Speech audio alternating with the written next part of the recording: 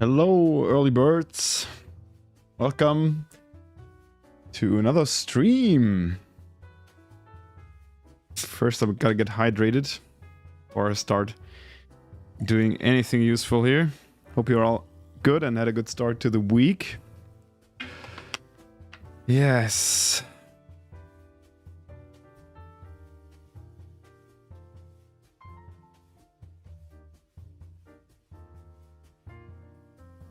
So, I am going to continue working on my Picasso study that I started on my last stream. If you want to catch up on that, you can do that on YouTube. You can rewatch the whole stream if you like. Short explanation if you missed it and don't want to rewatch it. I am doing an Old Masters redraw or Old Masters study thing for my Seniory zine, for my challenge zine. And I've been to the museum here in Münster, to one of the art museums we have here, and I saw this Picasso, which is called Barcelona at Night. And my goal is to reinterpret that in my style. Going to work on that now. I'm also going to take a look at the Discord channel later on and see if I can get I can give you some feedback for the work you've shared there. Going to do that after my drawing session this time. So if you are eager to get some feedback, you can go there now and share your latest work if you like, and I'll take a look at that later on. But there's a couple of posts in there which are new, which have been updated or which have been posted since Friday, so there will be something to look at, I think. Oh, I just got a package. Where's my scissors? Gotta find my scissors because I just got a package. I think it's my zine reprint, so that's fitting to the topic.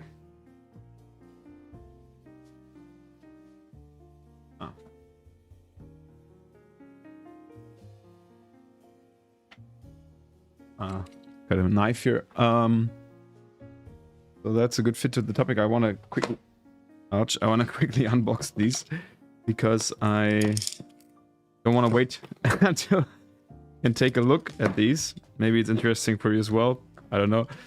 But I already sold 2 print runs of my Electric Bazaar zine. And this is the 3rd print run now. Another 50 copies. And I want to take a look and see if they turned out well, if the prints are good.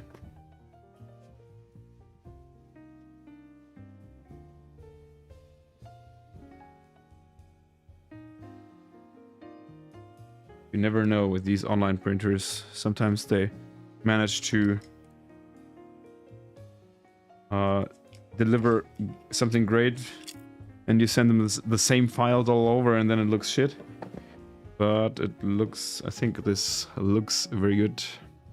So this is the zine I made in December. Yeah, nice. So I got these in stock again in case you want to get one.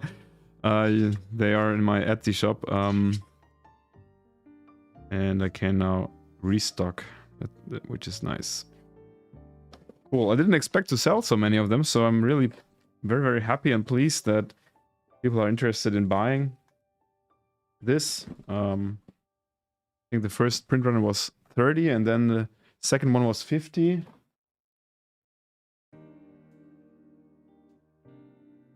So we'll see how long these last. But yeah, glad the 3rd run turned out great as well. Aaron, how's it going? Mind of Mino might buy one soon. Well, that's that would be great. I'd be glad to send one over to you, of course.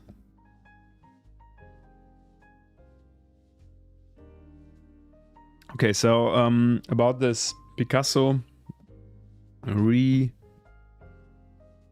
or reinterpretation, I think my mic doesn't want to stay here.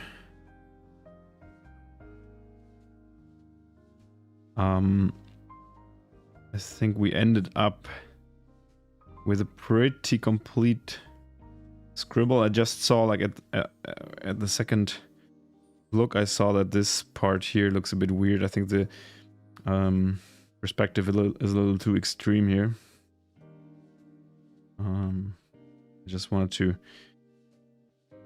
correct that a little bit. I think that looks better because the horizon line is pretty much, I mean, here, this bit of here is, I think it's a part of the sea. I'm not 100% sure, but I'm just interpreting it that way now. And so this would be the horizon line. Obviously, we actually see that. And this roof here is almost like it's a little bit below here. This is the difference. And this means we should be able to kind of see the roof a tiny bit, but due to the perspective, it would be hard to actually show this in a proper way. So I'm going to make this almost horizontal, like almost like a straight horizontal line. Do not get into any problems there. Bandit, you just received the zine. That's great. Love to hear that. Cool. Monk, hello. How's it going? Aries, also hello. Bandit, are you in the US? Because I had some issues shipping to the US, like everyone else at the moment. But I'm shipping these with the mail, just the regular mail, and it should work fine. But I'm getting some messages on Etsy that the zines did not arrive yet, and some of them. Oh, you're in Canada. Okay, Canada's much better than okay. I got some messages that the zines didn't arrive, and they've been like shipped around first week of December, so they really should arrive now. And I'm a bit concerned about where these might have ended up. I don't know if customs just kind of reject them or so. Officially, you're only allowed to send documents, but it's our secret. I'm defining these zines as documents. I think you could probably say that it is some kind of document, right? So let's yeah. But I don't know if the customs people in the US look into the letters and see that it might not actually be a document. And yeah, it's a bit weird. Unfortunately, people in the US, like supporters and followers in the US, are around half of what I have, and I don't want to kind of cancel US shipping. That will both suck because my followers wouldn't be able to get my stuff over, and also I would have to cut a lot of money, or a big part of the money I'm making from this. So yeah, it's really annoying. Okay, so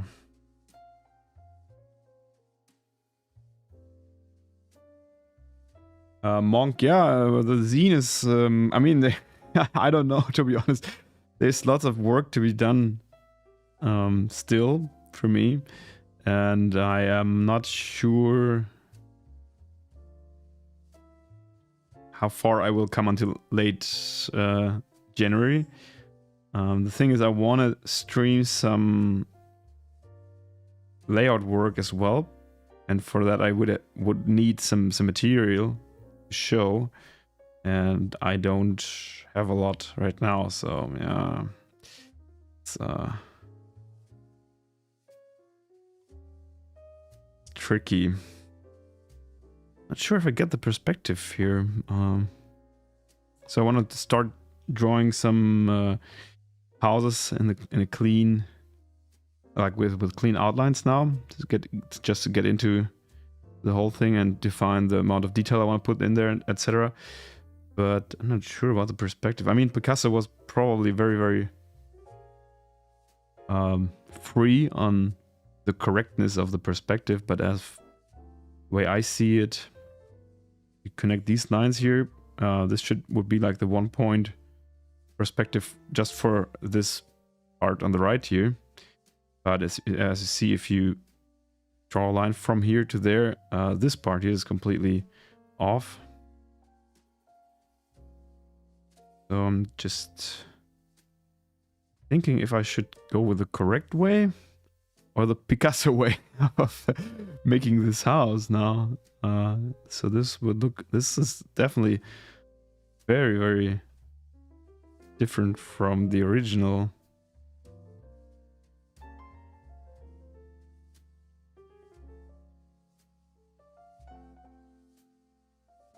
Let me try something else. I'm going to just use these for now. Let's see where these lead. I mean, this.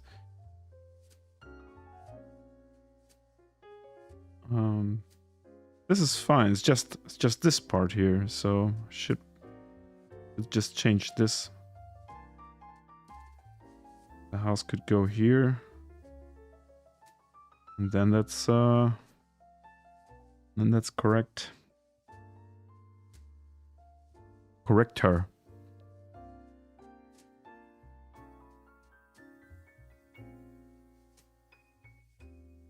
Yeah, Christmas is definitely a reason for the whole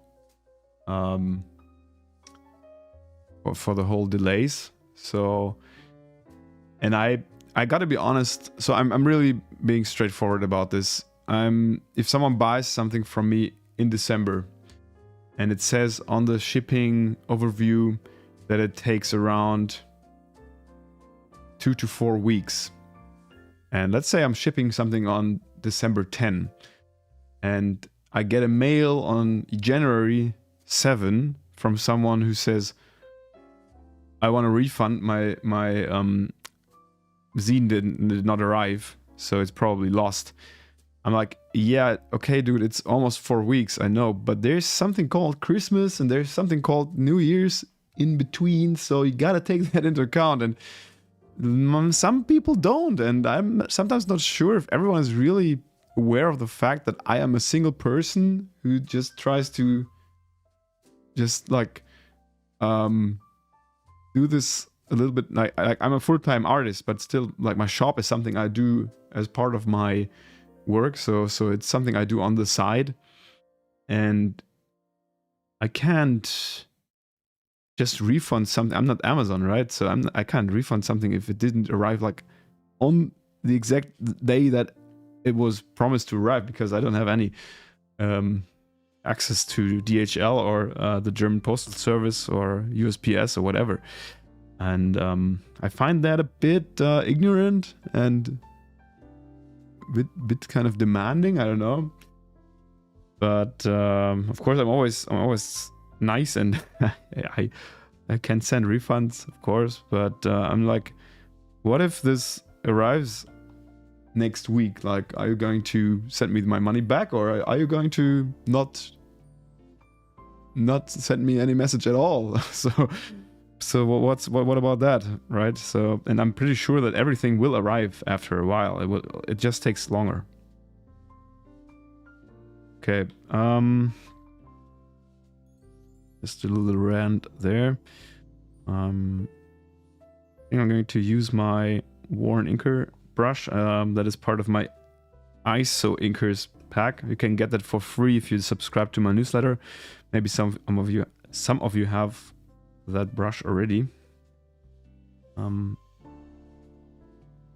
was a pretty lucky hit I had there with that brush, because I made that just for fun someday, and I didn't expect it to be any special or so. I was just experimenting with the texture, but it turns out the brush is very, very nice, and I'm using that a lot right now, and I'm giving that away for free. So yeah, grab it if you like. Mia, you're going to go into a meeting, so we can join for a bit. Well, enjoy your meeting. I don't know how long it takes, but you can, of course, either come in later again. I'll be here for maybe around 2 hours. Or you can rewatch the stream on YouTube later on. So it's everything is always on YouTube after I finish streaming. So yeah, if you want, come in there, or I'll be back online sometime soon as well. So thanks for the quick chat.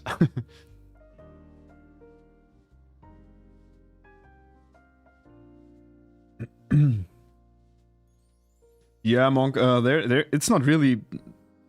They are not really venting, so everyone is usually kind. But if you, for example, if you send me a message on Saturday, and then on Monday again that you still haven't heard anything, I don't think that's venting. It's just a very, very wrong concept about who you are talking to. So I don't have a customer service that is active on weekends, and for example, a while ago I decided that I don't answer client messages on weekends, and the same goes, sorry, but for messages by customers on Etsy. I just don't do that. It's weekend, so I'm not available. So that's what I don't really understand.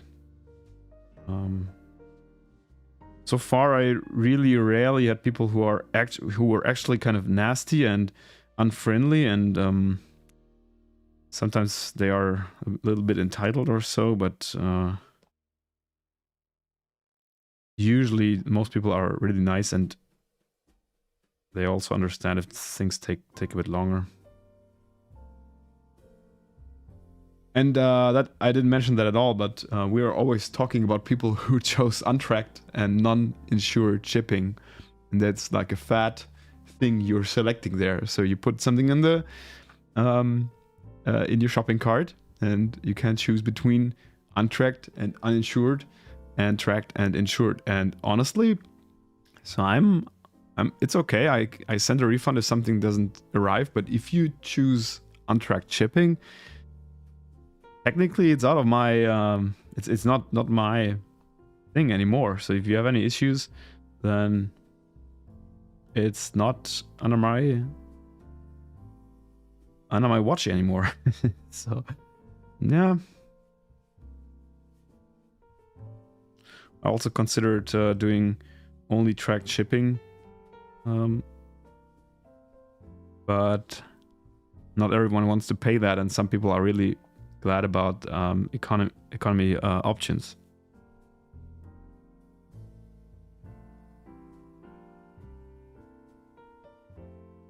And I'm glad there's this option, to be honest, because the people are spending hard-earned money on my work, and if they decide to spend it there, and whoops, that was wrong. But if money is very tight, it's good that there's an option to save a few bucks on shipping, of course. But I don't know.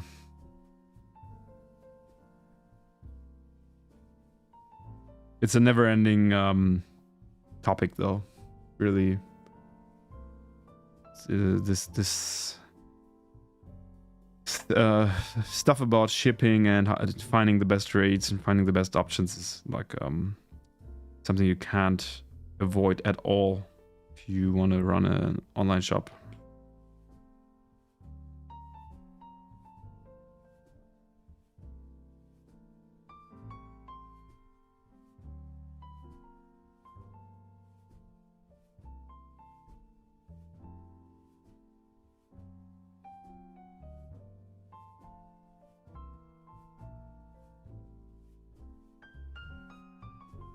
I think for the Windows I might have to look at some references later on.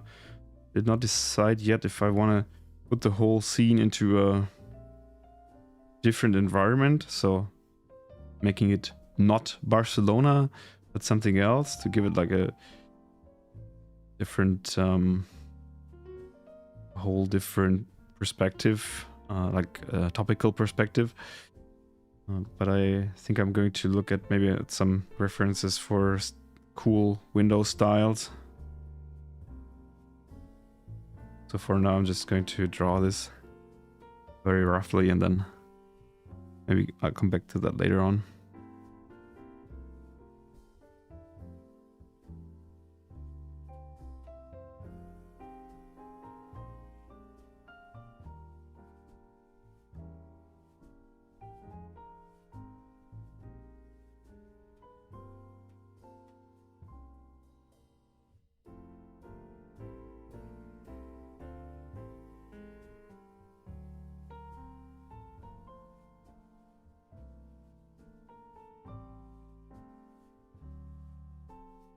Yeah, and about the whole zinery process, like for my own zine, I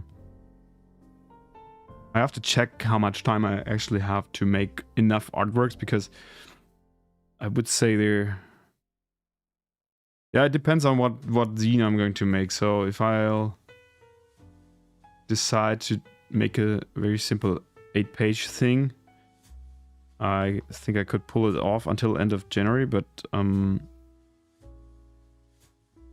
now that I made that A5 zine, this one here, the Electric Bazaar, this has 28 pages. Could be less, of course, but I like the ratio, like the A5 size. I think it's handy, but still has lots of surface to present art in a very nice way. And I might want to keep that just to kind of have a sort of consistency between my zines, but that would also mean that I would need to much likely need more more art. Okay, this line doesn't want to go where I want it, and I don't know if I can pull that off till end of the month, because there's a Kickstarter campaign that needs to be finished. I hope I can release that in around 4 weeks, so lots of work to do.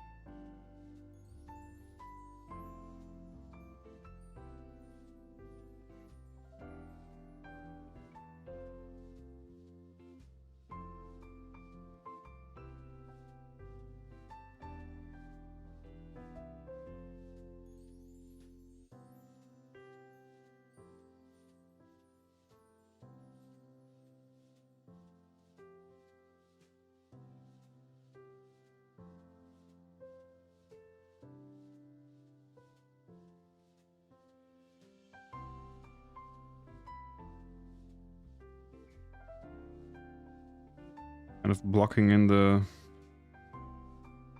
main lines here, so the whole straight contours kind of the buildings. And then later on I'm going to add more small details, more organic details to make it, or to give it a little less constructed look.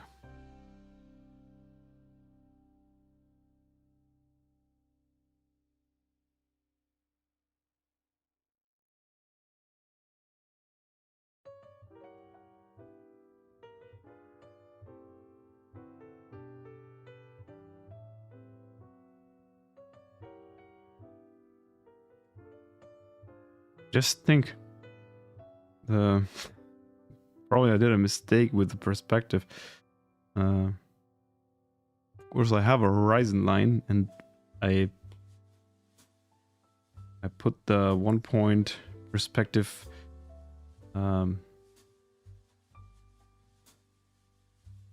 here, but it should of course be on the horizon.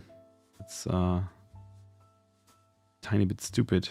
That's why it looked weird. Ah, okay. Look. It identified a little mistake there. That's no problem though. That's why it looks wrong here on the top. Good that I recognize that now. So it should be like this. Picasso fooled me there a little bit. So I mean, he didn't pay much attention to the whole perspective, probably, but I want to do that because I usually am trying to stay relatively correct.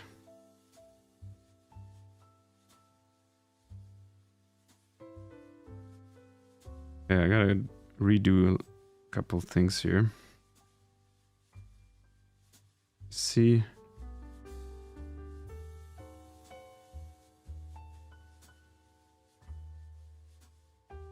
That's interesting. How did he... Yeah. I think by using this rough painterly style, of course. I mean, I'm drawing with lines here, and Picasso did obviously not. But it's also very rough, so the shapes and the structures kind of merge with another. That's what I last time on the stream, what I call like this interesting effect, this noisy effect, when you look at a scene at night with a very, very low light. And I see now that it works really nice in like fooling the eye into believing that the perspective is totally fine like it is, but it's just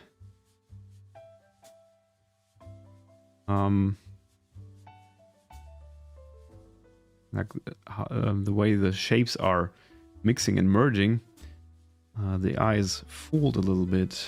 Yeah, interesting. Well, that's cool. I can't do that though with my style, because if I draw something that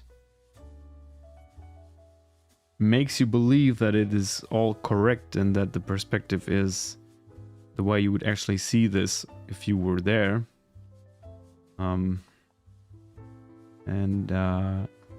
I would have to, like with this outline style, I would have to be much looser on the lines, much more... I would have to convince you that it is part of my style and my approach to make these mistakes and to be incorrect. But I don't do that. I leave that to other artists.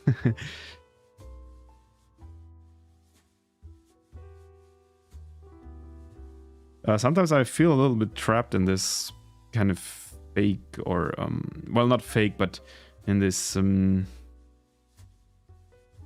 approach to be as correct as possible, or to make it seem correct. Sometimes I feel like I want to work more loosely and more free, but I think I would have to change a lot of my style to make it work. And That's not what I want either, so I'm not doing that.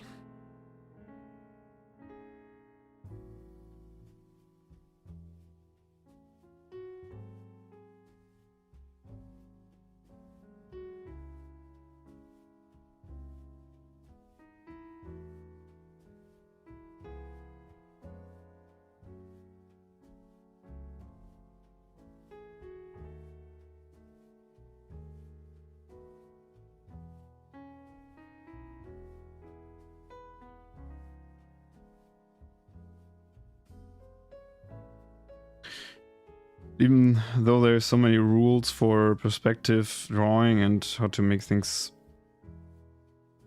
correct, etc., it's good to trust your eyes from time to time. And if you feel like something looks off, then worth double checking, obviously, as we see here.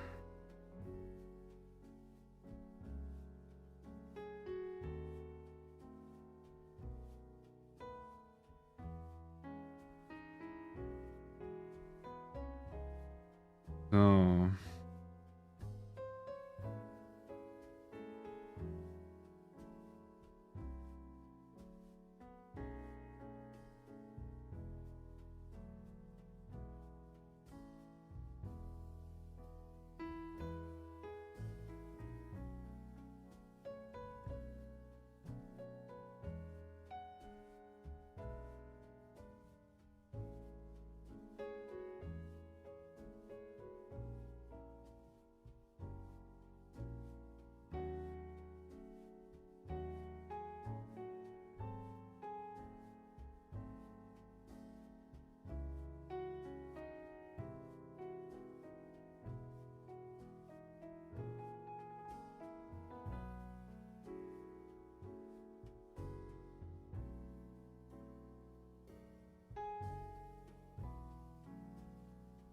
That should look a bit better. Yes.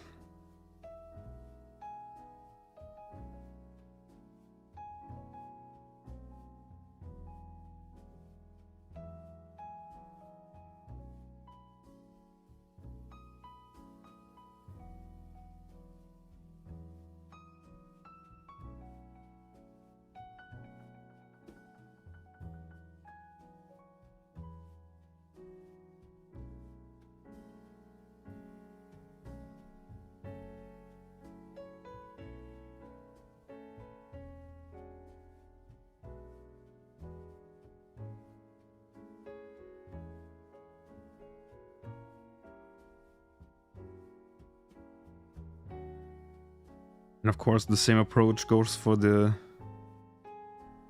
building on the left. So we have our horizon here. Haha, now I know. And I'm going to extend this line. Then we have a 1 point pressing. See, this one is pretty much correct. Not these middle lines here, but the the bottom and the top are looking good.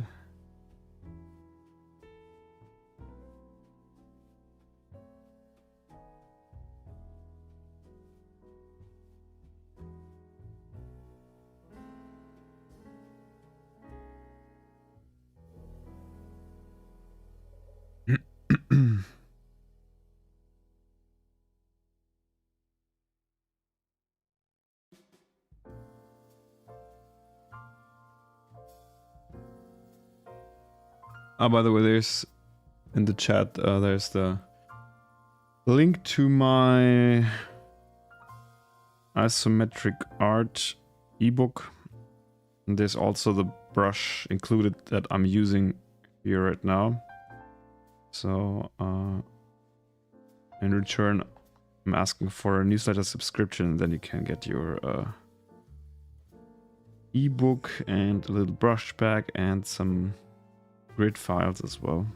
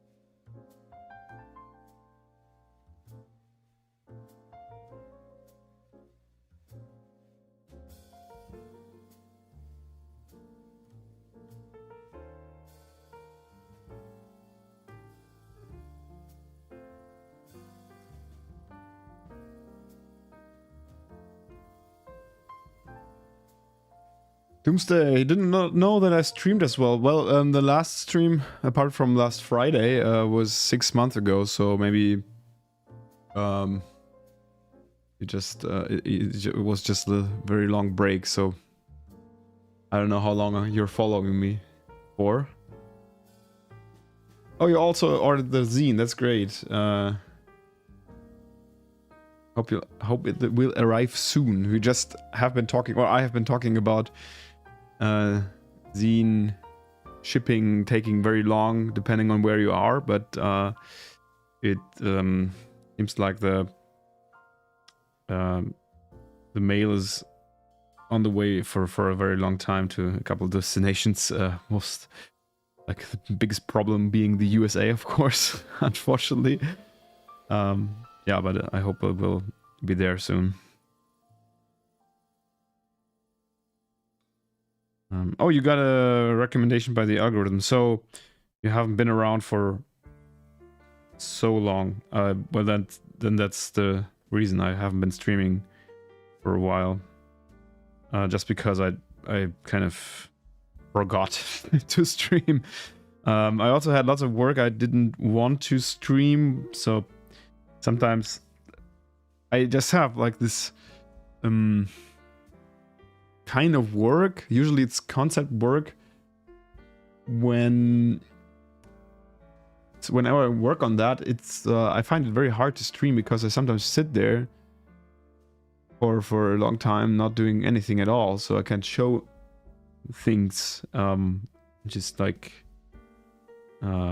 sitting there. And I had lots of concept work and project building work, also some client work that I can't stream about because I'm not allowed to show anything for the release, etc.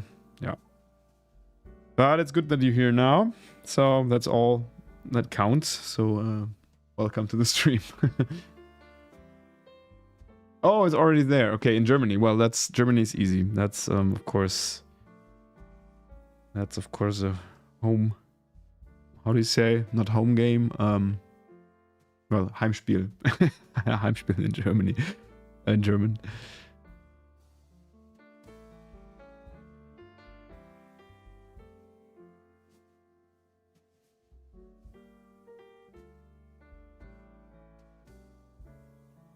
ROTV, this looks like a very fun exercise. Yes, I can recommend it a lot. I did Old Masters studies before, and I learned a lot, so I wanted to give it another try. Didn't do one in a long time. My last one was a remake of the Vermeer painting The Astronomer. And it's really interesting to see, like, to analyze the original artist's work, especially if it's someone like Picasso, who is, yeah, truly an old master.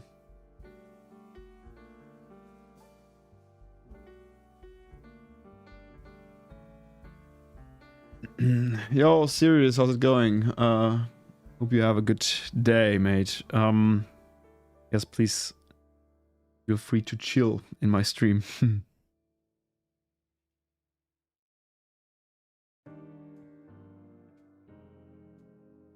Sirius, are you doing something for the seniority challenge as well? I think you mentioned that you wanted to, or thought about making something, right? But I'm not sure if that is still your plan.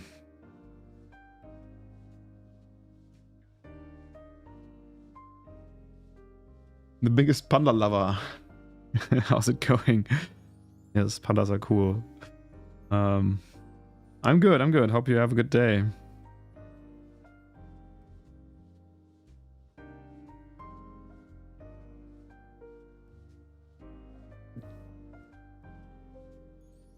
As I always say, or as I like to say, whenever I sit here at my desk and have time for some drawing, it's never a bad time, so.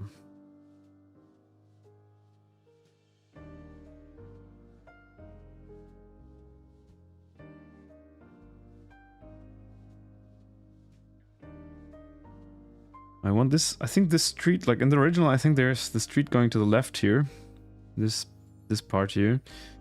And I feel like it's like going uphill a little, and I want to do the same, and I want to make it look like it's going uphill. It's not so easy because I think this could be some kind of shop or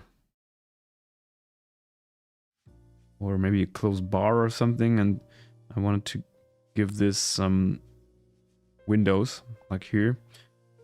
But I think usually you'd have stairs in this place. Then the windows would be more like this. So these are the parts that I like to just wing and find something that looks correct, but it doesn't have to be 100% correct always.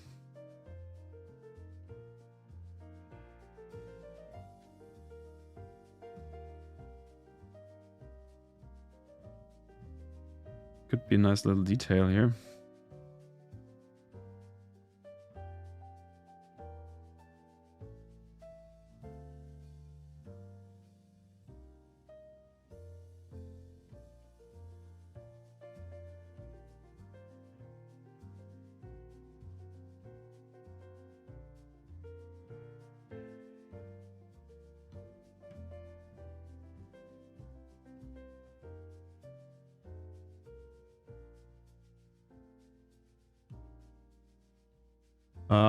Are you going to focus on the painting style more, maybe the colors? Well, I think so. My original plan is to keep this very much in my original illustration style, but I did not think very much about the colors yet, so I could see going in a similar direction. I think I'm going to do something with more contrast because this is very low-key, the original, and I think I want to have a dark area here, but the light, so here the window lights from the windows or doors will be brighter, and maybe I'm going to add one bright or two bright windows here, maybe with a person sitting at the window smoking a cigarette or something.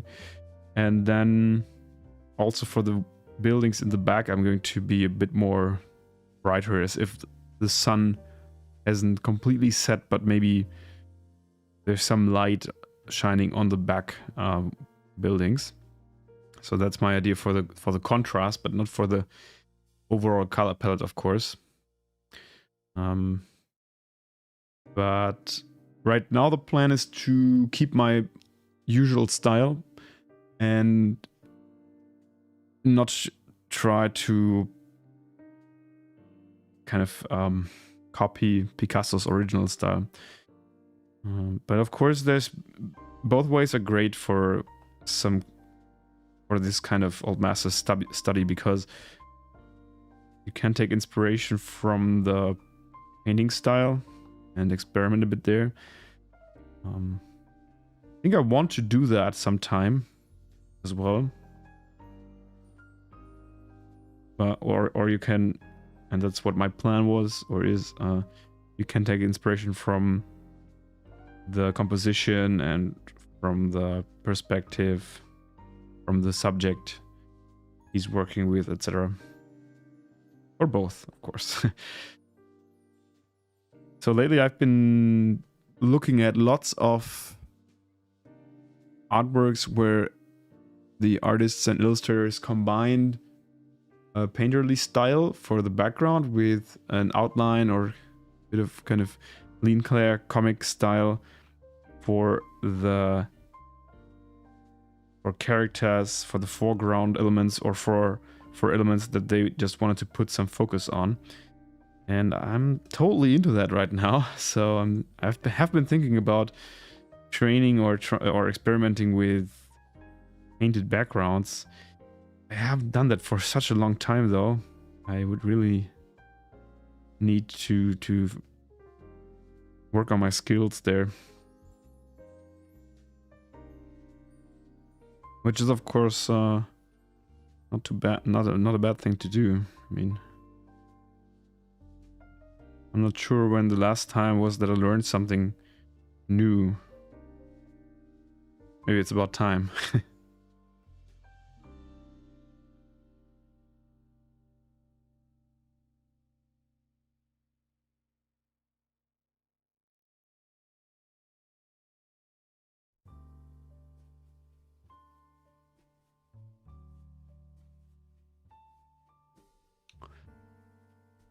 Oh, your art is already there. Okay, serious. Well then,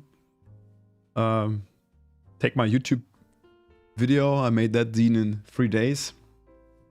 Some people were complaining about this video being too clickbaity because I say that I made the whole zine in 3 days, but actually I only made the layout and typography and everything in 3 days, and not the art.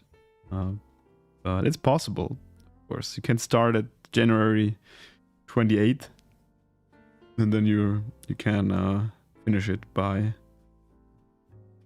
end of January.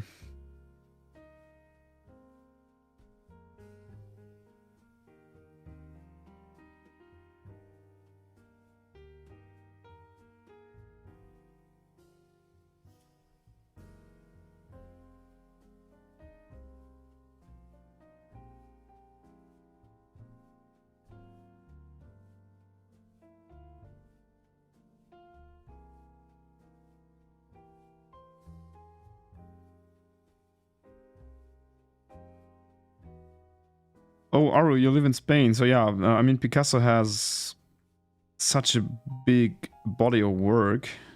It's crazy. We have a Picasso museum here in Münster, so it's dedicated to Picasso, and they have lots of his early scribbles and sketchbook pages and such things. And this picture here, this painting here, is from an exhibition in another museum here in the city that I visited last week. So you can, if you want, you can see lots of Picasso right now in Münster. And of course there's a crazy amount of artworks.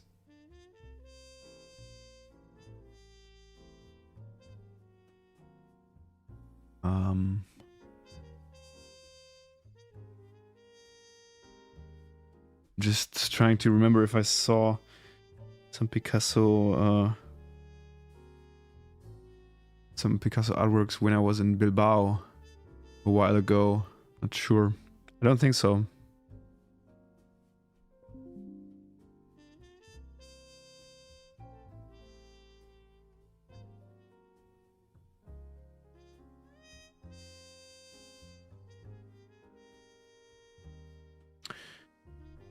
Yeah, since I'm not a student anymore, I haven't been regularly training these kind of skills as well. So that's honestly, I think it's a shame, because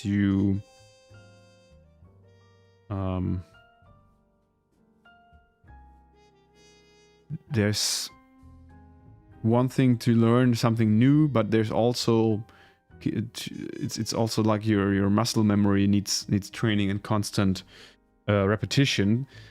But I gotta say, I have been a bit lazy sitting kind of in my style, because my style works for me and I like it. I like to work with it, and it is so I'm able to sell it, etc. So I have become a bit lazy when it comes to adding new elements to my drawing style. Of course, there's always, so my style evolves all the time, if you want it or not. So my philosophy, at least, is that you can't ever stop a style from evolving. Like, even if I think you would have to try really hard to not have that happen. But it would be good to just add something to the repertoire, I guess. And that's what I was talking about, like some painterly approaches, just to be more broader and to have more directions you can take something to when needed. Because there are limitations that I experience from time to time. For example, when it comes to editorial illustration, my style is, or I think outline styles in general are sometimes difficult because you can't place text elements over outlines very well. So you have to plan your illustrations a little bit differently when you know that there's going to be text placed on top. Of course, it can work, or it works. So you can plan illustrations in a way that leave enough white space for the text, etc. But I feel like sometimes I would have made an illustration differently when I had the opportunity to place some text over more of the actual elements in the scene, for example. And that's an aspect that I've been confronted with a couple times in the last years, where I thought, oh man, I would like to be able to draw this in a different way, or to paint this in a different way.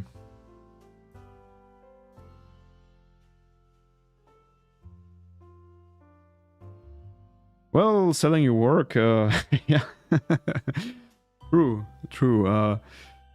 Improving while you have to work on commissions and stuff like that is, in my opinion, is very, very difficult. You can improve on stuff that are relevant for the business part of your business, but not really the art part.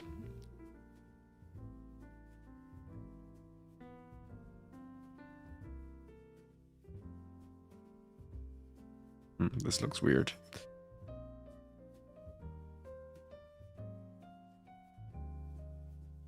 That's actually I think that's a good piece of advice you could give to beginner freelance illustrators. So don't try to improve while you're working on commission work, because for two reasons. First of all, people commission you for your current style and what you do, so you're running into possible conflicts with your clients because you're too experimental.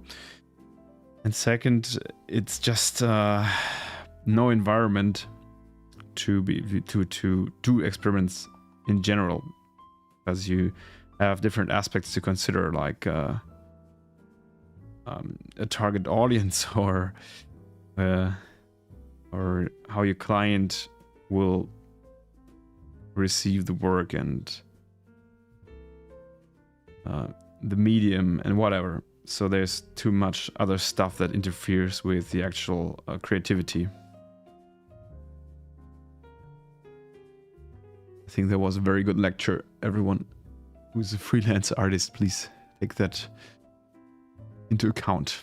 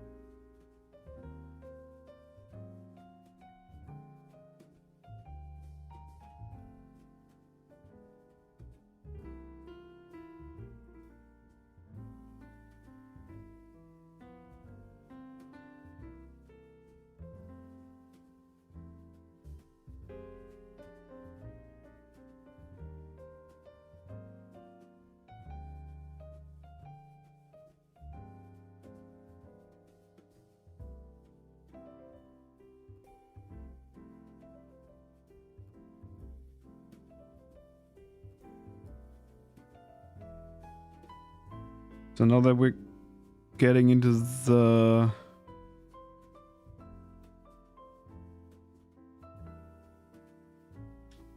far away, more distant elements or parts of the scene, it's going to be more guesswork. So as you see, my scribble here isn't very precise at all, and Picasso wasn't precise at all as well. So I'm going to have to guess a couple of things here, how buildings are actually structured, and that's difficult, but also nice because I can be more free.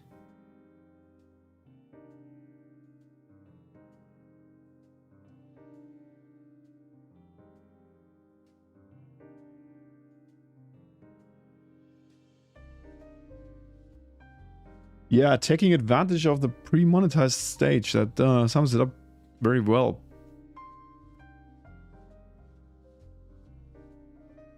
That's a very interesting and complex topic as well if you want to sell your own project. So not only the part where you try to make your work sellable for customers, or of course if you're actually selling things in a commission, but also if you want to make your work available to your own customers on cons or in your online shop, etc. There's also always these considerations about what subject is working with my audience. Should I make something that is pleasing my audience so they are more likely to buy it, or am I going to experiment and be more free? I think so. For me, my solution has been to do both and to split the time. So sometimes I do work where I know this is more likely to be well received on social media. Sometimes I don't give a shit about that and just do what I want, which is also really important because through that you will only find out what actually works in the end. So everything that sells well at some point has been an experiment before. Except you're some super analytical freak who knows perfectly what they have to do to make something sell. But that's definitely not me. And you can't predict that stuff anyway, in my opinion.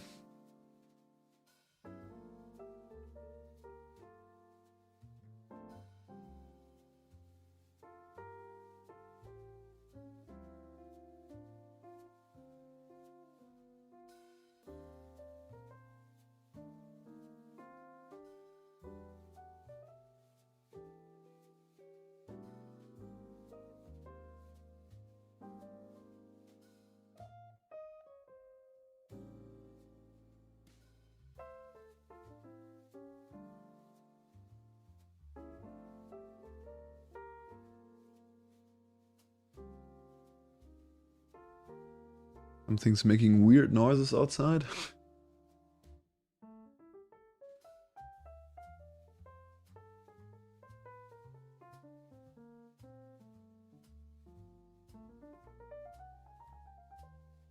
Sounded like someone was I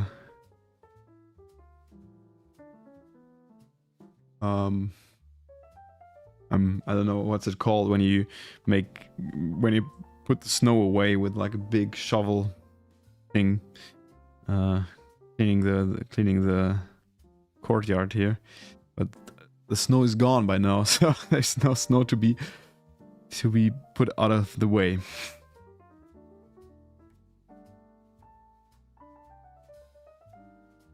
The frost is over, at least here.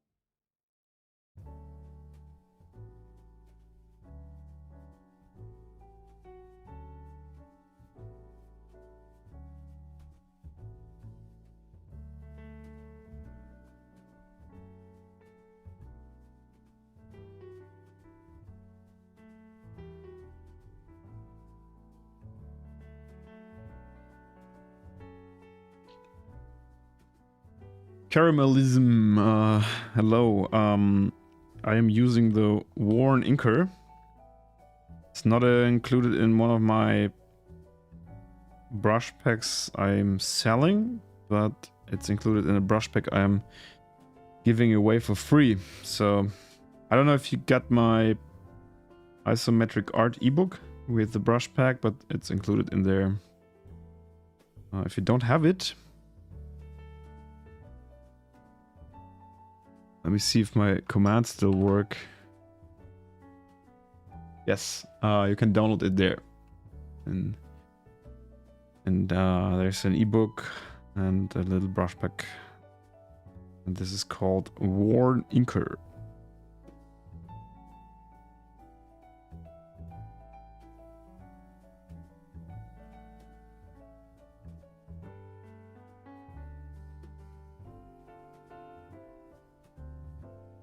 Should have not made this free because it's too good. No, it's alright. Ah, you got them. Perfect. Perfect. I'm glad you like them. Yes.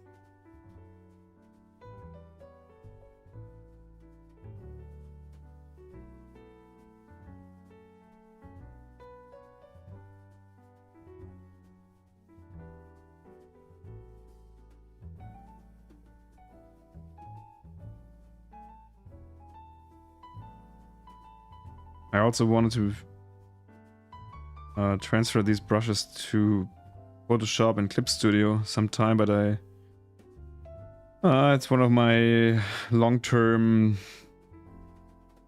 to-do list things that are looking angry at me whenever I open up my my to-do list. There's also something else, which is turning the noise brush, the noise textures into brushes, and I am relatively far. Here's one, for example, that I made from one of my noise. It's really good, actually. I'm using it whenever I add these noise textures, but I just can't find the time to transfer them to Photoshop and the other apps, because it's harder than I thought as well. So I wanted to do that. I tried that, but it didn't work the way I wanted. And then I got impatient and didn't continue.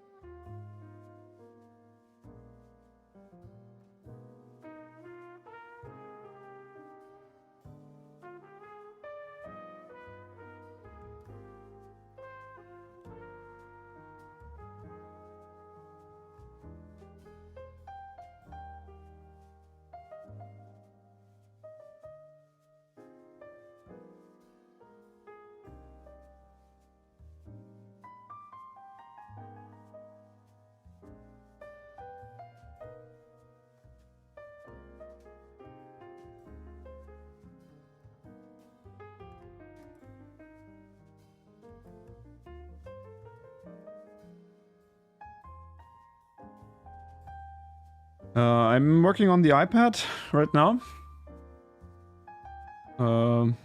But I also, just in the morning, I worked on my XP pen Artist Ultra 16, the one I have the very most recent review on my YouTube. That's the one. I really like that, and I'm working with Clip Studio Paint from time to time as well, yes. Especially when I need large canvases. So I'm working on a project right now that includes multiple illustrations on a large canvas. And Procreate just can't handle that, so the layer limitations would be extremely harsh. I think I would have like 4 layers or so. Or 6, I think, something around that. So I really have to do that in Clip Studio. But Clip Studio is great. There's only just one real thing that I'm missing with Clip Studio, and that is how Procreate handles drawing straight lines. So when I draw this line here and I'm holding the brush down, the pen down, the pencil, that it makes it straight. And Clip Studio can do that as well. It works a bit different. You have to, when you draw a point here and then you hold shift and you draw a point here, then it connects these with a straight line, which is fine. But the thing I'm missing is that you can't I use pressure. So for example, if I draw with low pressure here and then high pressure and low pressure and hold down, it follows this pressure. It doesn't do that on Clip Studio. If anyone has a solution, please let me know. Yeah, Clip Studio Paint is available on iPad, but I like the desktop version better. I think it has more... I think the iPad version of Clip Studio Paint isn't that intuitive. And as far as I know, it also doesn't have this line drawing function, or does it? Maybe they changed it, I don't know, but last time I used it, they didn't have that. Well, it's sometimes cool to work on a large screen anyway, so...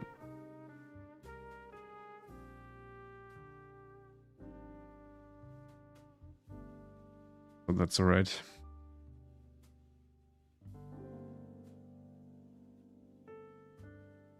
The XP Pen has touch screen as well, so I can zoom in and out with my hand or my fingers, just like the iPad. So the overall experience is really very, very similar, which is cool.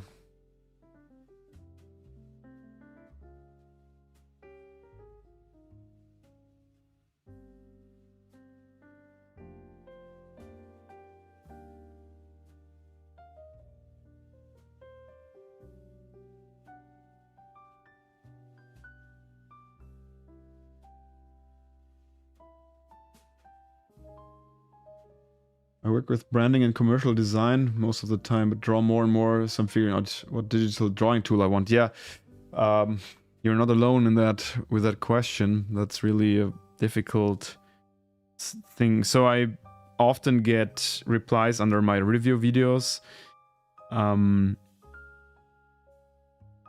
people who want to have like an A or B answer. So should I get option A? Or should I get option B? Should I spend 400 euros or dollars, or should I spend 800? And there's never a clear answer to that, because it depends so much on your personal approach and your drawing style and your so what you feel comfortable with. I think honestly the iPad and Procreate are the most intuitive combination there is. So I'm really very certain that there's nothing that feels so direct and that has like 000 delay, etc. So the iPad is really doing a great job there. But Procreate is also a tool that is really, which is good with drawing, but which has not much in addition. So there's no or there's a very low amount of extra features and tools that help you tweak an image the way you want. Or for example, I've been hoping that Procreate will get what's it called in English, like the settings layers where you add a layer and add settings that affect other layers, but you don't alter the original layers. I'm missing the word right now. And all that kind of stuff that make the work in Clip Studio, Photoshop, or Affinity really comfortable. So it really depends on what you want, which gear, which pen feels comfortable to you, and you can just find that out, unfortunately, through trying. So it's a bit of a trial and error. I think I had probably 12 to 15 different drawing tablets and drawing displays in my career and in my life, and the first ones were just budget decisions. So I had a budget that was very low, and then the decision was pretty much made for me.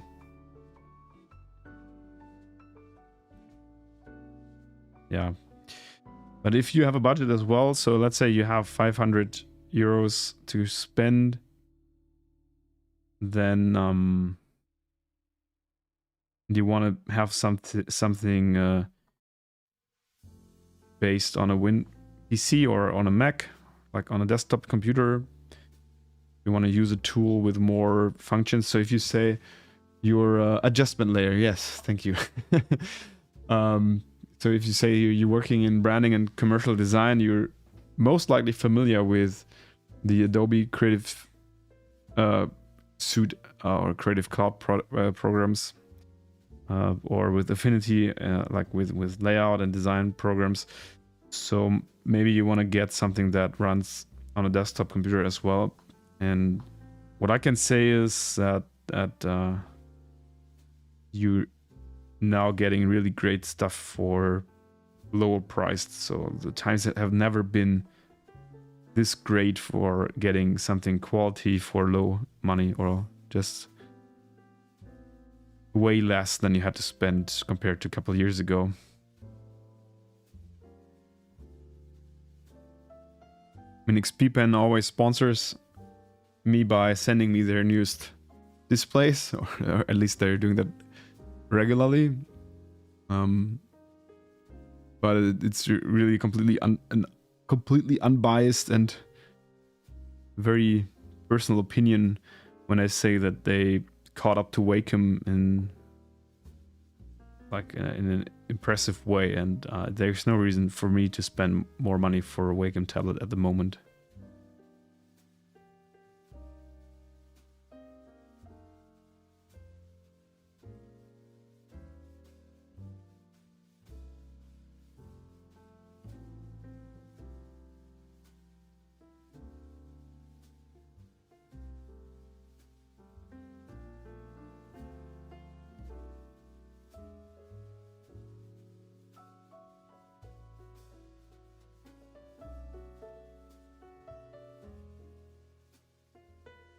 So the rough framework is coming together nicely here.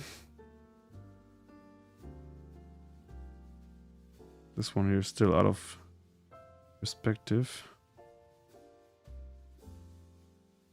Or was it? No, it's just the window. That is. Whoops. Where am I? What?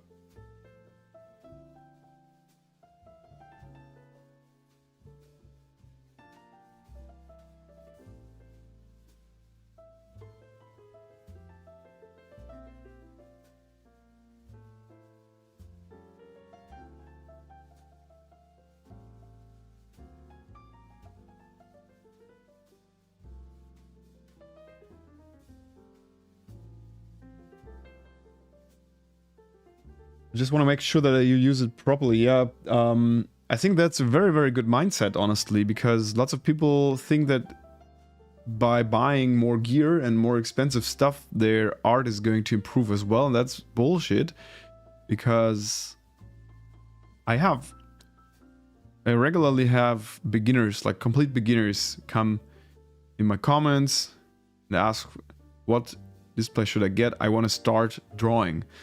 And my reply there is always the same, which is get a very, very cheap sketchbook and very cheap pen. Like spend like $5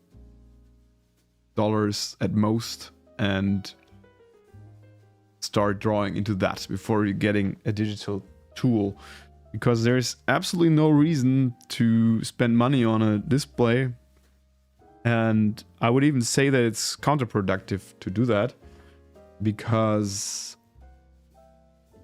you get confused by all the tools that you have, and it doesn't help that you have these endless amounts of possibilities. So grab a damn sketchbook and use that for a while, and then after a while you can get a digital something digital. Yeah, I don't know how many people actually follow my advice there. I think many will get a digital tool regardless of what I'm saying there, but still, this is my honest advice. That's just what most people don't want to hear, so that they decided they need a drawing display. And I mean, they are very affordable, like I said just before. When I'm going back to when I started, so when I was an apprentice in a trainee position, my very first job, I had to push my boss really hard to buy a, I think it was an Intuos 3 back then, Wacom Intuos 3. Wasn't easy to get that, and now I'm more like kind of grateful that I didn't have access to these tools from the start.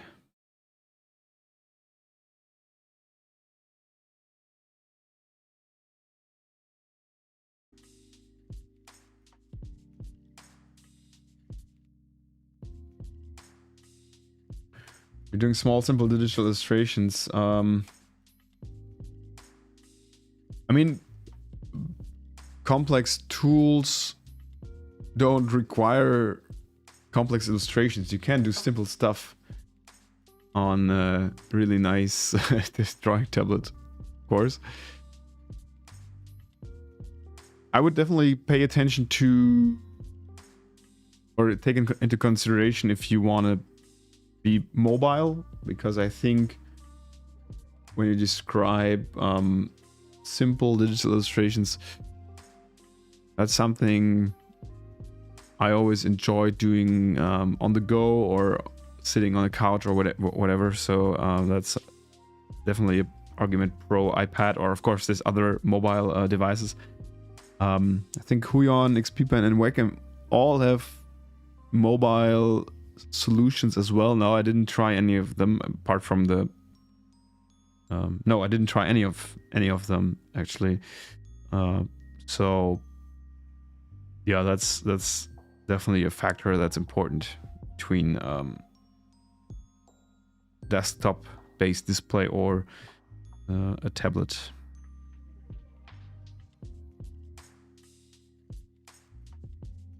But yeah, if you want to do big environmental scenes and stuff like that, I think it's good to do that on a desk workplace anyway.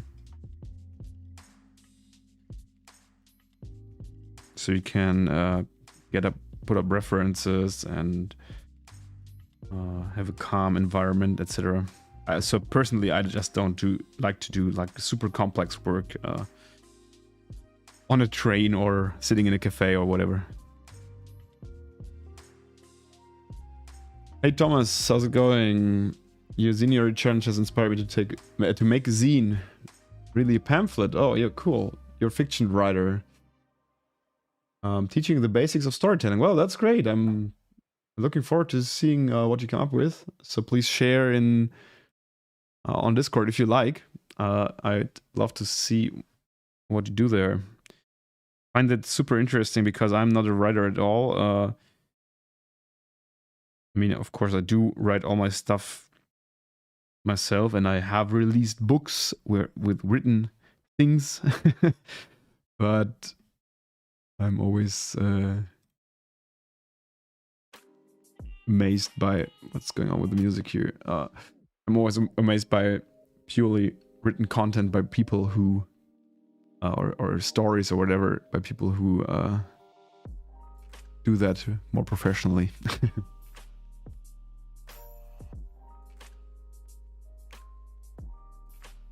Yeah. Yeah, about the screen size, that's certainly a whole topic of its own. I don't like too large screens so much because it's really a stupid reason. I find them too big for my desk setup, so I don't know where to put them here. Right now I have the 16-inch tablet display I have under my main screen here in front of me, so it's just I can just pull it out whenever I need it, which is great. But I once had I think I had one that was 27 inches for testing, and it was like, I don't know, 5 kilos or so, like a monster thing. Really cool, high quality, great piece of gear, but it annoyed the hell out of me to store this here on my desk. It was in the way all the time. I also, when I'm drawing, I like to get up references on my screen here. I like to write some things. I like to research something, and it's almost impossible to do that when you have like this huge thing in front of you. Of course, if you have the possibility to put that on an arm and you can push the arm away and it's just like you bring some distance between you and that thing, that's all right. But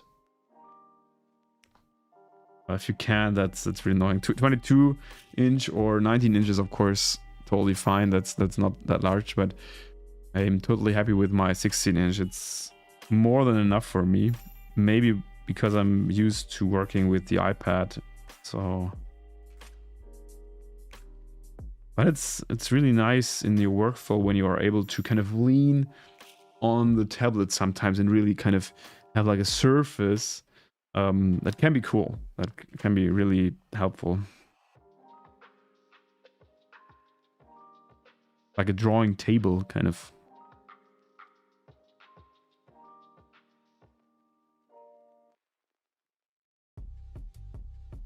Yeah, exactly. I think it's a great storytelling practice when you have to cook something down to the very essence and you have a very limited space. I think that's a perfect way of training you to keep yourself,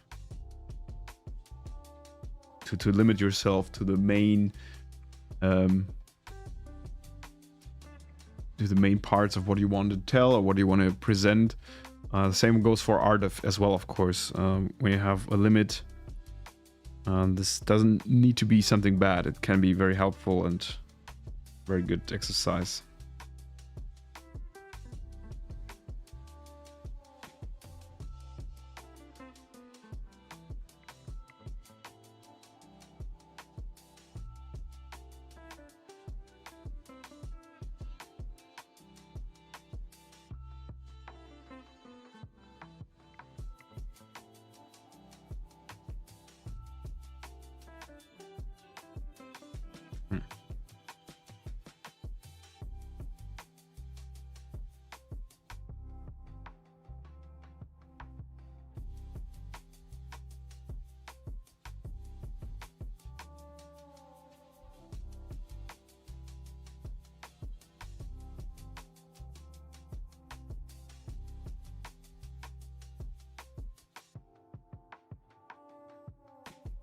I just forgot that I wanted sunscreens here, not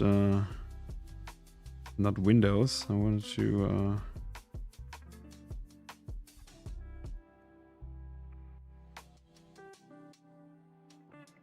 supposed to be some kind of fabric sunscreen.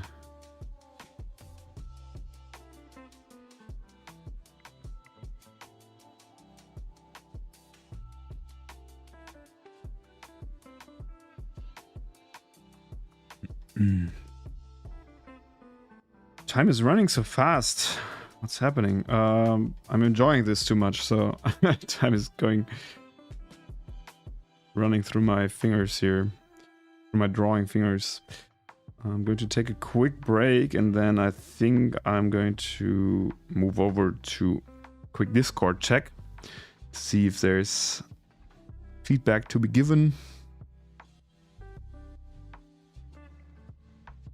But before that, I'm going to take a little walk to the fridge and to the bathroom, and I'll be back in a minute.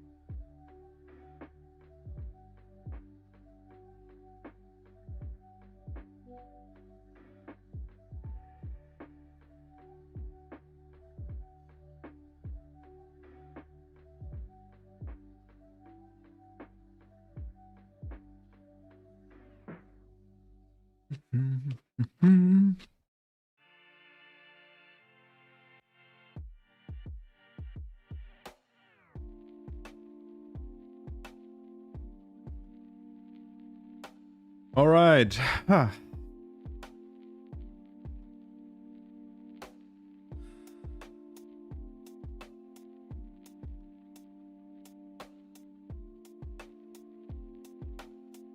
Yeah, I think this is making good progress.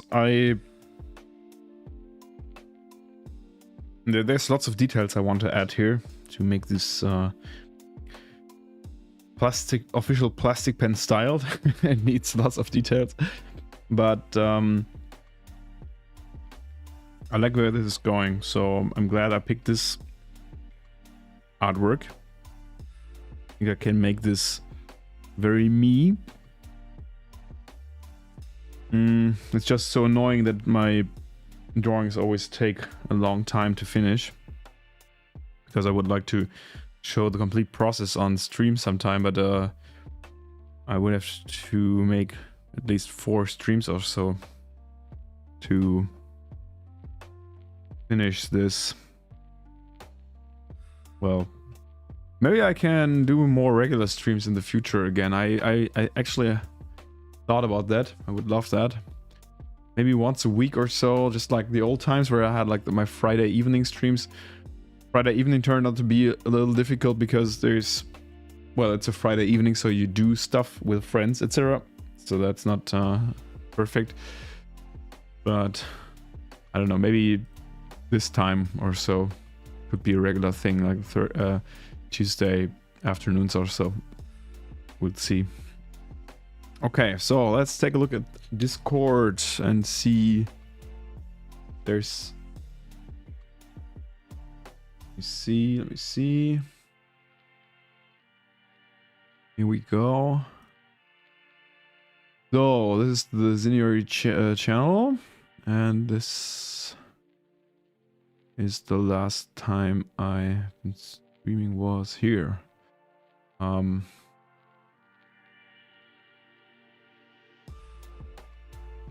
if anyone is in here right now, just give me a quick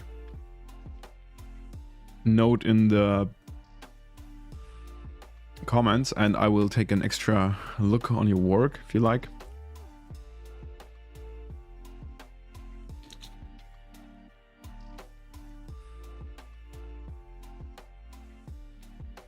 I'm going to deactivate the streamer mode so I can see your usernames. Yeah, Quantum Bat. Oh, you have a broad style, right? You made that nice purple bat before, and here's a more graphic, more collage typographic work. Oh boy. I love your handwriting here. This is cool, like with the white opaque pen. Maybe a white edding or something. What was the Small World, right? It's cool. I like how you included these horizontal lines in your layout. So you have this long train here, this subway train or whatever that is, with the bit of printed text here, and then you have these lines here below.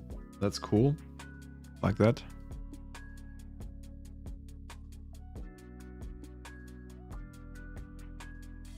I don't know. I don't have much to criticize about that, to be honest. It's consistent in terms of the color palette. It's very like the colors are resonating very nice. So it's all this gray, little bit a little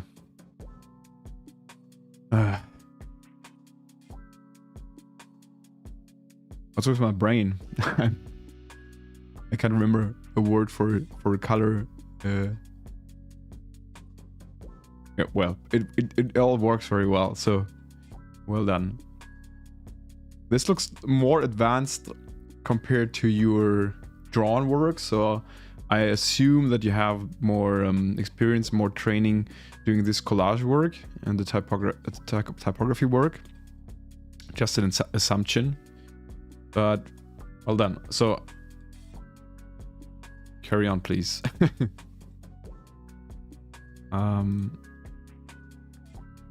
Sharon, you're here. Very good, very good. That's good to hear. So, Good Gloom, you started working on this after watching the live stream today. Very good. That's what I want to hear. You want to repurpose some recent illustrations you completed, and here's a rough outline. It's a bit disjointed. Let me check if you shared some more recent work. No, you did not. I think I saw that before, right? I think you shared that earlier. Let me see. I think this looks familiar. Oh wait, maybe now the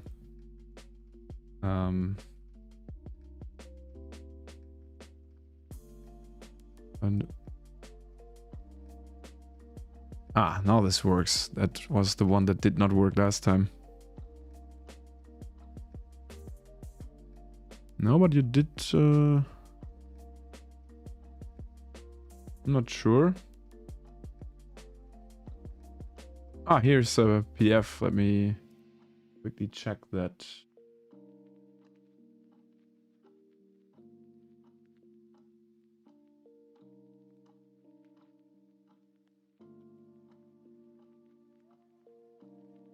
Okay, how do I open that on my screen now?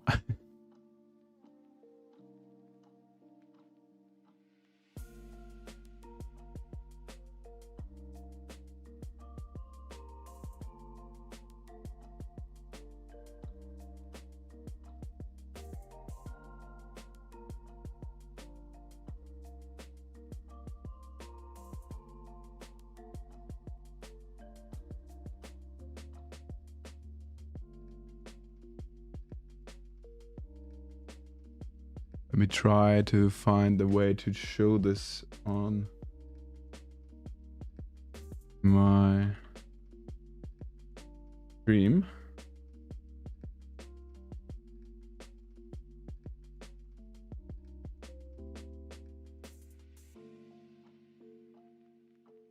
Ah, perfect. Haha.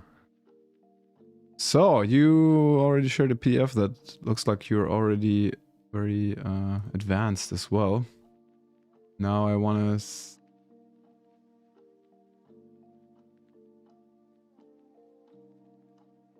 make this double page.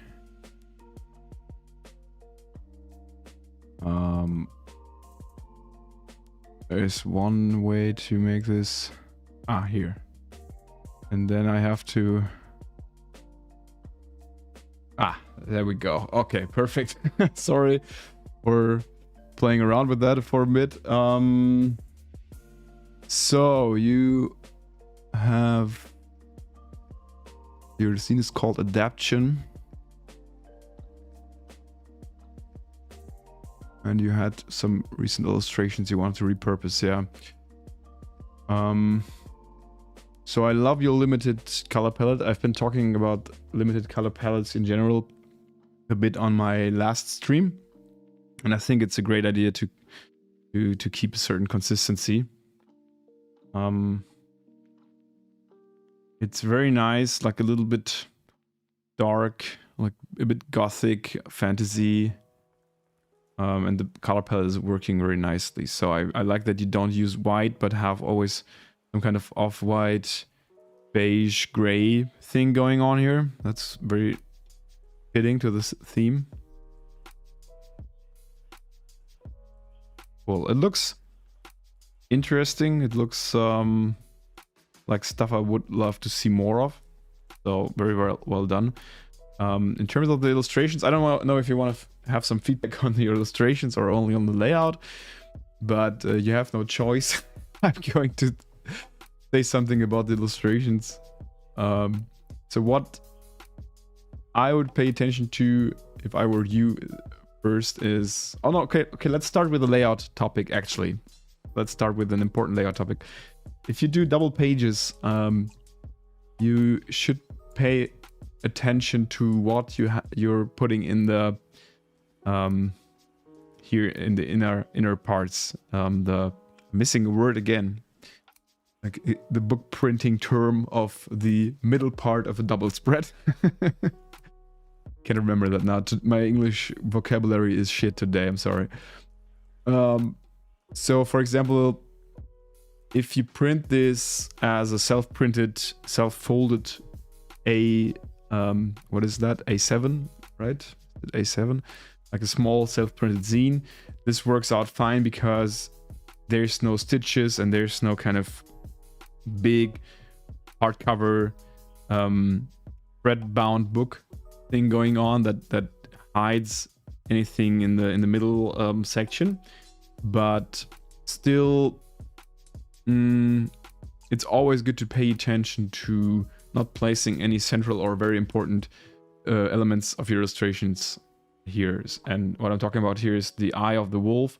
So if you would have like a thread stitched book here, or for example a perfect bound book, it could happen that you can't really see the eye very well. And I think it's so important because it's the only red part in this illustration. It's very central. It's an eye. So whenever you see an animal or a person, you directly look in the eye. That's how our brains work. So I would just move the wolf outside a little bit or to the other side a little bit.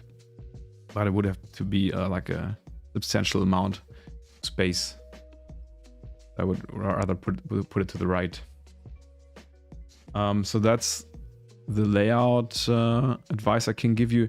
And you do that a lot, and I know where this comes from. So here's the same thing. So you have a very central part of the illustration with a key, the part of the key where you hold it. There's also a word for that I don't know. And I think I saw it here as well. Yeah, maybe this part as well. at least like to a certain extent. I know that where this comes from. When you design a double spread, your designer brain or your designer eye tells you that something important comes to the middle, because that's where that's the literally central part of the page. But when you design double spreads, that's not the case. So you have to decide for left or right page to put something, or to put the most important elements. It's tricky. It's not easy, especially when you take the wolf here. If you move it to the right, the nose could be right in the middle, and that would look weird as well. So it's not that easy to accomplish, but still something you have to pay attention to, in my opinion. And then for the illustrations, so I see you had existing illustrations, and I think what you see here is that you scale them a lot. So I think when you made these illustrations originally, you painted them on the same canvas size. And I just assume that, for example, this candle here is, in the original, is the same size as this a mace kind of thing, or no, not a mace. This nasty medieval weapon where you have this sharp round thing at the end of a chain. Looks really cool, by the way. I like the illustration. Anyway, I think you had this in the same size, and then you scaled down the candles here. Same for these elements in the corners here. Oh, I think you don't see my mouse, right? I want you to see my mouse. Is it there? No, it's not there. Oh, there it is. Huh? Oh, it's there. Okay, well, weird. Yeah, so that's what caught my eye very quickly, is that the line weight of the illustration is different.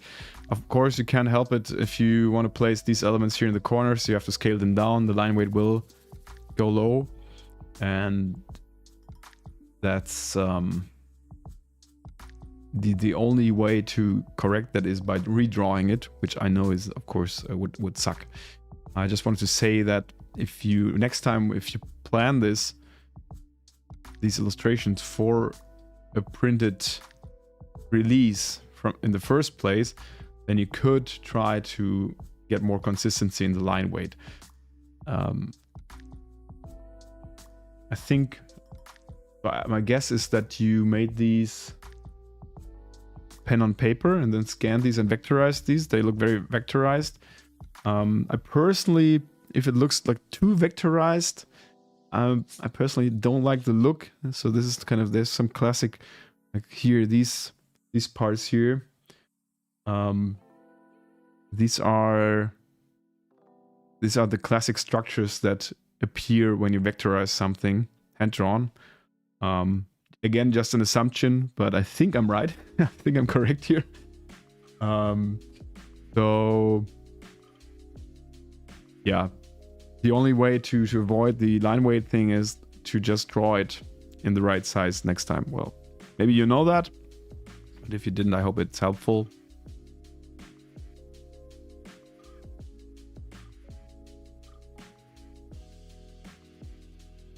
Ruth, hello, how's it going? You're waiting for your car, meaning you're waiting for your taxi or someone to pick you up. And Dominik, moin moin, Grüße nach Dresden. So, but in general, this is looking really cool. I love the consistency. It's great work. I love the typography here. So yes, very happy with this work, to be honest. Very cool. So where is Discord? What? Discord is gone.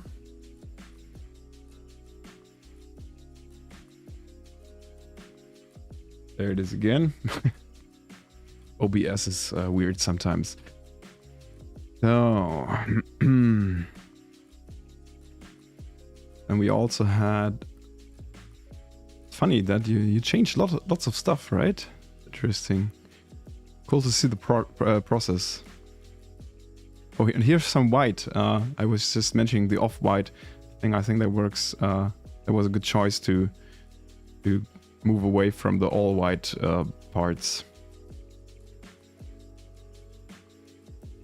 You're the taxi driver for your son. Okay, cool. So then we have Monk. Is that the same Monk who was in here earlier, or maybe still is? I'm not sure.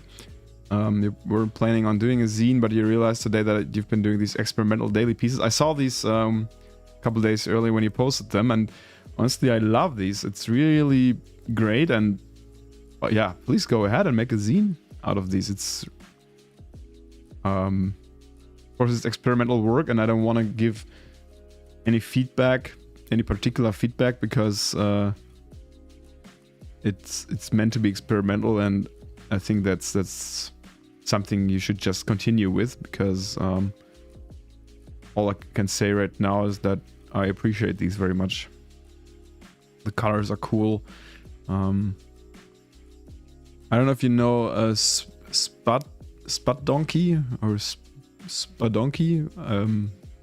What's his real name? Gareth Davies or so, maybe. I'm mixing something up here, but he has very loose experimental sketches that are more figurative, so that he has like characters or lots of vehicles as well, like tanks and stuff like that. But it somehow reminds me of his work. It's interesting. Just the line language and the dynamic in your scribbles here is very similar. Really cool.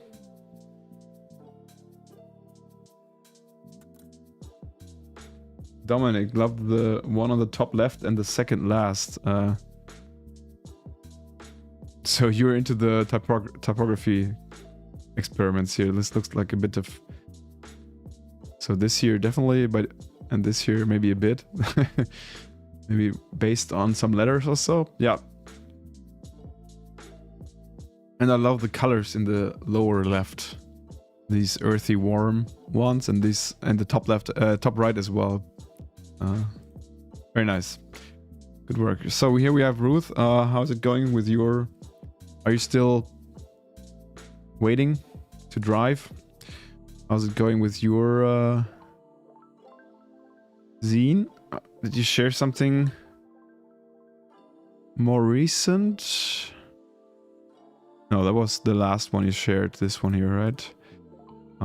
Yeah, I already gave you some feedback about or some ideas for these elements here. So I don't know if you tried that so far. I'm not sure if it works. It's just really a loose idea, because after I wrote my idea on the Discord, I realized that it might occupy too much of the circle here. So my feedback was to extend these shapes to always 2 letters, because we have 8 letters here. We have 4 of these what's that? Shapes, like reflecting the elements, these shapes. And I thought, like, okay, 8 letters, 4 of these, so 2 letter wide each, to cover the space nicely, because this looks a bit like there's something missing, at least to me at the moment. Whoops. But it could obstruct the circle here in the back a bit too much, so it's something you have to try, I guess. Ah, Monk, yes, perfect. Yeah, you're welcome, and please make a zine out of these. Would make me very happy. I think you have a good approach to composition and to form, language, and balance. So I'm not sure if you have experience in layout, but I could see that you could translate these skills into layout work as well. So yeah, I would be really interested to see what you would come up with. Your title page is still in doubt. Okay. Yeah, okay. Well, it's going somewhere. I think it's much better than your first try. And you know that I wasn't a big fan of the typography, so I'm glad you changed that. Please always listen to me. No, but I think we were on the same page, haha, about that. But the rest of the illustrations looks great. I love these are new, right? The animals that you filled with a solid black. I think this is giving lots of great contrast. At first I was a bit afraid that they would take too much attention away from the characters, but I actually don't think that's the case. When I look at this page with a fresh eye, I don't really look at the animals first. I always see the characters first and then the animals, which is cool.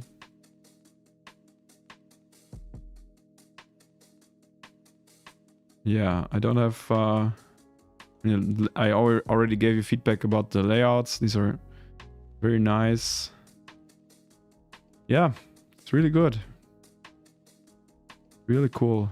I think this page now is my current favorite. Because I think it's balanced in such a cool way and I love the colors. Very good. Oh, you tried the 2 letters version. Okay. Yeah, I was afraid that it might be too much. Well, I think it's still worth to experiment with such things and to see if it improves something or maybe it doesn't. But if you have another version or another idea or approach, just share and I'll take another look, of course.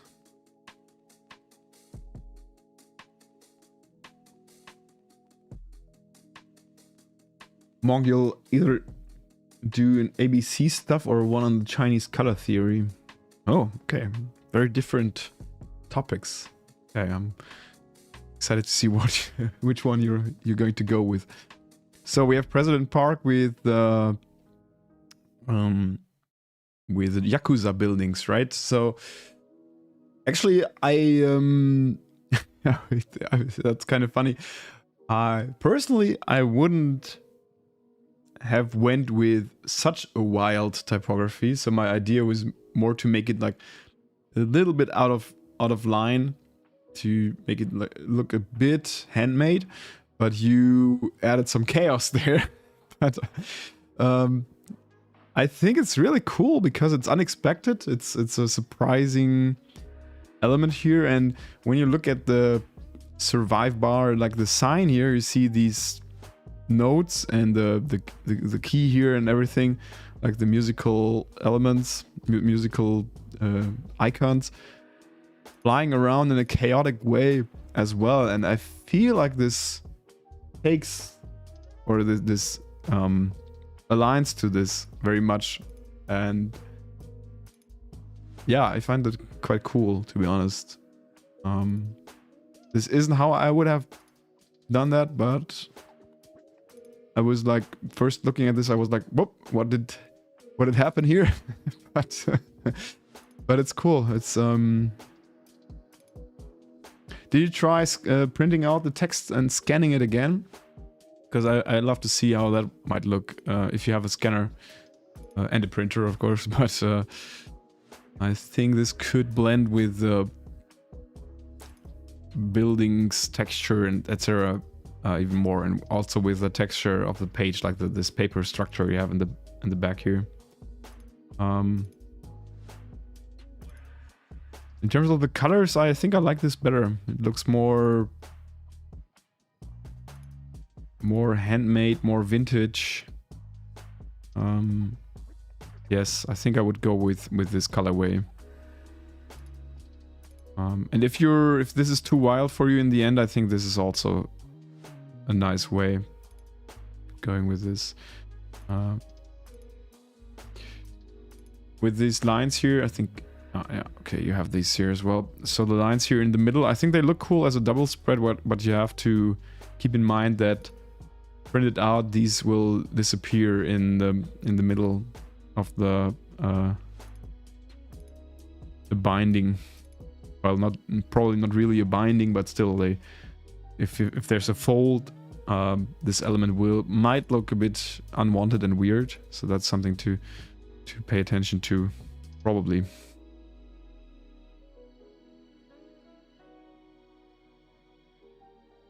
Yes, sensei. Okay. So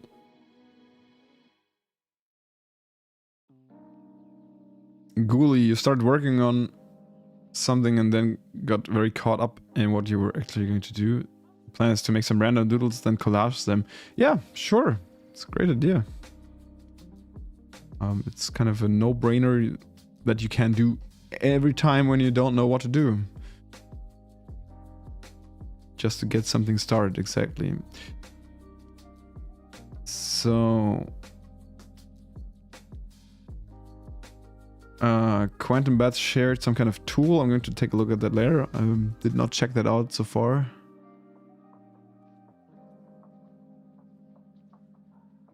Milersky, week 1 pretty much done now. Got all my concepts worked out in the text files. Most of your research done.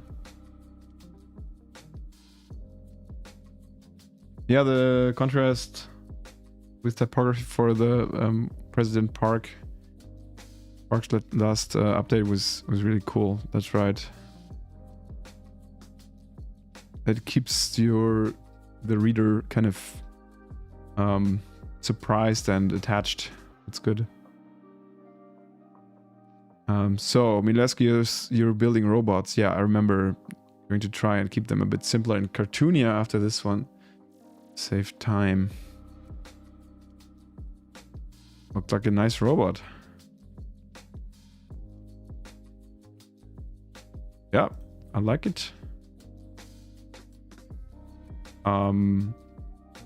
If you have different grades of detail between your illustrations, just pay attention that it might look a little weird. Yeah, I mean, depending on how big the difference is. So if you have a couple of illustrations, or maybe one illustration that is very detailed and the rest is not very detailed, this might confuse a reader, but you can also play with that by, for example, scaling up the more detailed one a little bit, so it doesn't cover, or it's not like on one page, but maybe on a double spread, or maybe cropped into a double spread or a single page. That could be a nice and elegant way to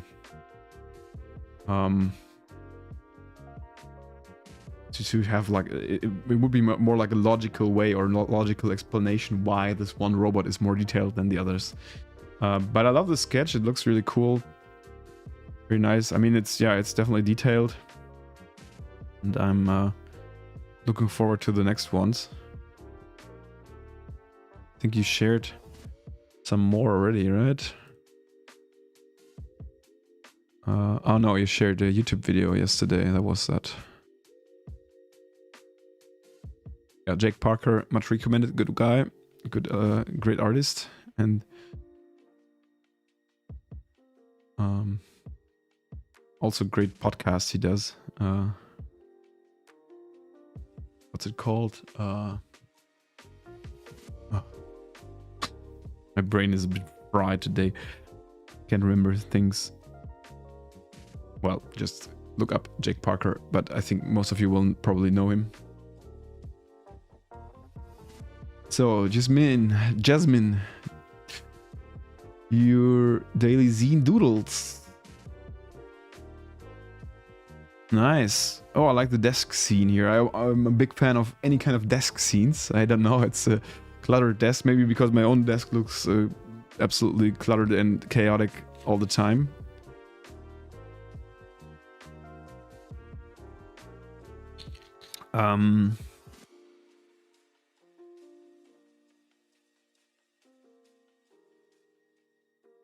I see that you're just like me, and your illustrations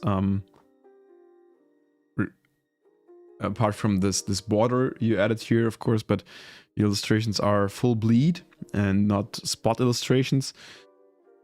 And I'm the same, so at least lately or in the last years I've been doing more background and full bleed illustrations and not so many spot illos, but they can be a bit more difficult to place in a zine, in my opinion. So something like the telephone booth here could also be a great spot illo without the background here. So if you kind of let the illustration end here and put it on like a little island of grass instead of a full bleed grass patch. That's not no criticism or so, it's just something to keep in mind. I think that this is useful advice for everyone. If you plan an illustration, especially in a printed zine, it's sometimes really helpful. For example, if you want to combine it with typography or text or copy, it's sometimes really useful to not have everything full bleed. That's just what randomly came to mind. But the scribbles look great. I'd actually love to see these turned into fully detailed and rendered artwork sometime. I don't know if that's your plan, but yeah, I don't have anything to criticize about these. They're fun. The perspectives are cool. Very interested. This perspective here is very nice. So please keep delivering. Ah, Good Bloom, you also shared something about printing.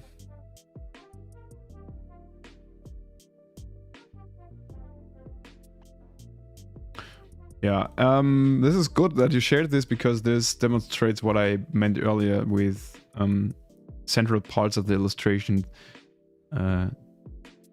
sitting in the middle here. With this kind of binding, it's all right.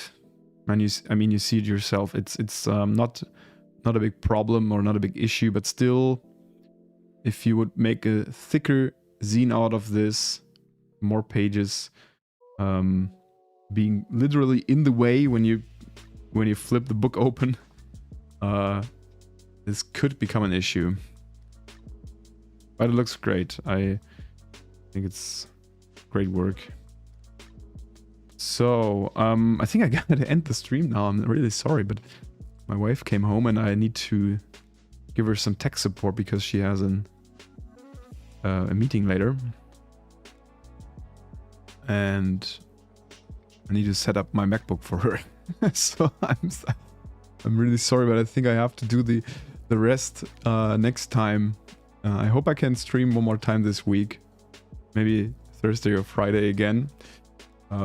So I will catch up on your Discord messages then. Sorry if you were waiting for something now. Is it really going this? No, it's not that much left. Okay. So I will take a look. And yeah, just like before, if you want me to give you some feedback, advice, critique on your work for Zinuary or for something else, it's fine as well, of course. Even though we were mostly focused on Zinuary right now, please share on the Discord. Let me know if you have any certain things that you think you want to improve in, or that you think aren't working out the way you would like. Yeah, I think that's all I wanted to say for now. Now I'm going to keep on working on my Picasso redrawing. I'm going to maybe bring it to a point where I can start coloring, so we can maybe do a coloring session as well on stream next time. We'll see how much time I have. And I hope you will enjoy your work on your zines. And see you soon. Bye bye. Thanks for tuning in today. Thanks for the nice chat. And cheers.